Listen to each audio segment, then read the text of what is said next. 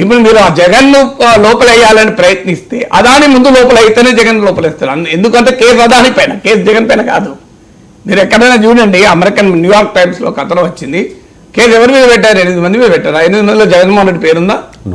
పేరున్నది గౌతమ్ అదాని పైన. కానీ గౌతమ్ అదాని మాత్రం మనవాడు, వదిలేయాలి, ఆయనేమనొద్దు. గౌతమ్ అదాని తప్పించుకుని జగన్ తప్పించుకుంటాడు. బ్రహ్మాండమైన అవకాశం. అదాని సంగతి తేల్చండి, జగన్ సంగతి తేల్చండి.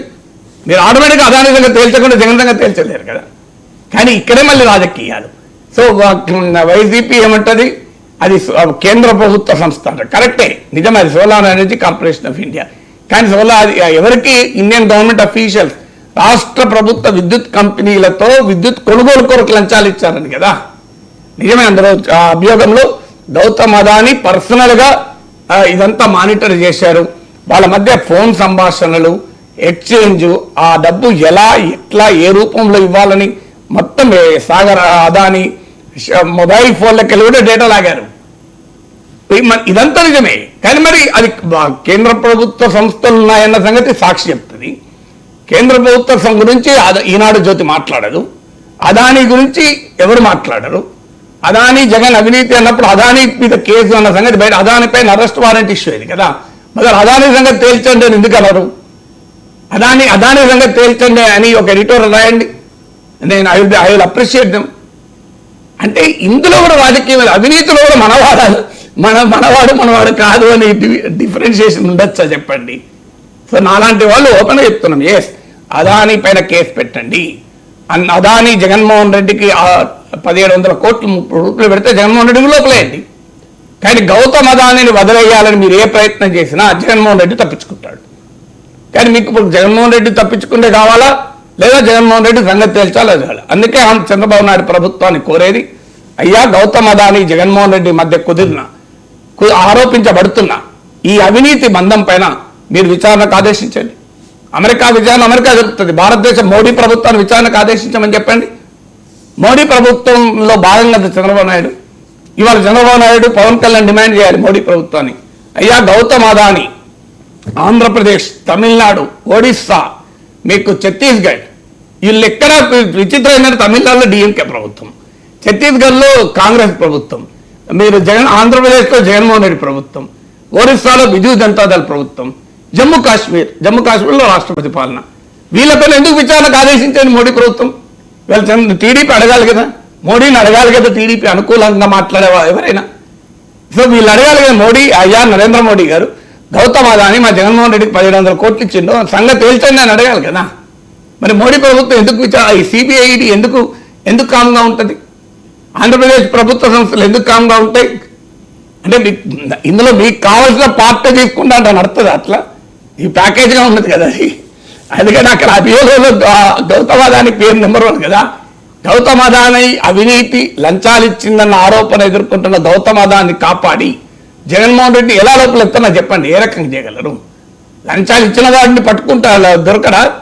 అందుకే మీరు అమెరికా కోర్టులో లంచాలు ఇచ్చిన వాడి మీద కదా ఫస్ట్ కేసు, వాళ్ళ ఫారిన్ కరప్ట్ ప్రాక్టీసెస్ యాక్ట్ కింద. ఎందుకంటే అమెరికా జగన్ మీద కేసు పెట్టలేదు కూడా. ఎందుకు పెట్టలేదు అంటే ఫారిన్ కరప్ట్ ప్రాక్టీసెస్ యాక్ట్ కింద అమెరికన్ బ్యాంకులు, అమెరికన్ ఇన్వెస్టర్లు, అమెరికన్ స్టాక్ మార్కెట్లు, అమెరికా మార్కెట్లు, బ్యాంక్స్ ఇన్వెస్టర్లతో లింక్ అయి ఉన్నవాళ్ళు.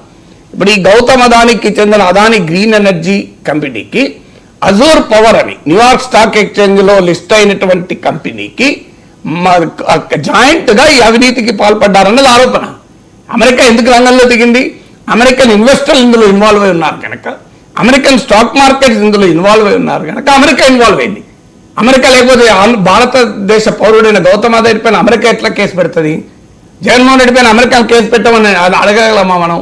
అమెరికా చట్టాలు అంగీకరిస్తే వీళ్ళు రాస్తున్నారు ఎఫ్బిఐ జగన్ అరెస్ట్ చేస్తుందని. జగన్ అరెస్ట్ చేయాలంటే సిబిఐడి కేసులు పెట్టాలి. ఎఫ్బిఐ ఎట్లా పెడుతుంది? ఎందుకంటే అది జగన్మోహన్ రెడ్డి డైరెక్ట్గా మీకు అమెరికన్ బ్యాంకులు, అమెరికన్ ఇన్వెస్టర్లతో లింక్ లేదు. అమెరికన్ బ్యాంకులు, అమెరికన్ ఇన్వెస్టర్లతో లింక్ ఉన్నది అదానికి.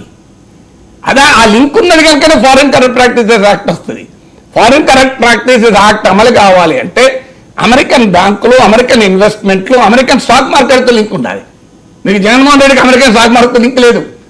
వీళ్ళు కావాలని అందువల్ల ఇక్కడ ఏం చేయాలి? ఇక్కడ సిబిఐడి విచారణ జరిపితేనే అప్పుడు జగన్మోహన్ రెడ్డి సంగతి తేలుతుంది. మరి సిబిఐడి విచారణ జరపమని మోడీని అడగండి. మరి మోడీ జరుపుతాడా చూద్దాం.